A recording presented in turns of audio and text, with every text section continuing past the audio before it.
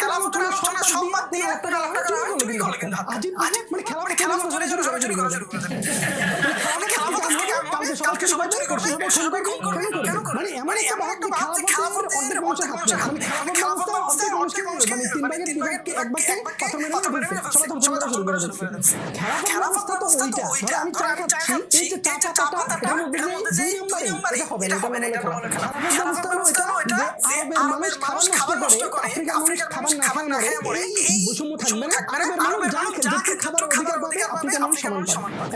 একটা মোবাইল বানাইতে 100 টাকা, যে দেশে বানাচ্ছে সেটা বিক্রি করতে 2000 টাকা, আরেক দেশে এটার দাম হয়ে যাচ্ছে 2 লাখ টাকা বা 20,000 টাকা বা 50,000 টাকা। খেলাফত ব্যবস্থা এটা নয়, যে বানাইছে সে যদি 120 টাকা বিক্রি করে, 120 টাকা দিয়ে অন্যরা সবাই কিনতে পারবে 120 টাকা। তুমি বাজারে সবজি খাচ্ছ, এটার মধ্যে ফরমালিন দেওয়া আছে। খেলাফত ব্যবস্থা হলো তোমাকে ফরমালিন দিতে দেবে না, রাষ্ট্র এটা তদারকি করবে। তুমি ফরমালিন দিয়ে আল্লাহর বান্দাদেরকে তুমি কষ্ট দিতে পারবা না। তুমি তো দায়িত্ব এটা, তোমার তো নিয়ন্ত্রণ বলছে।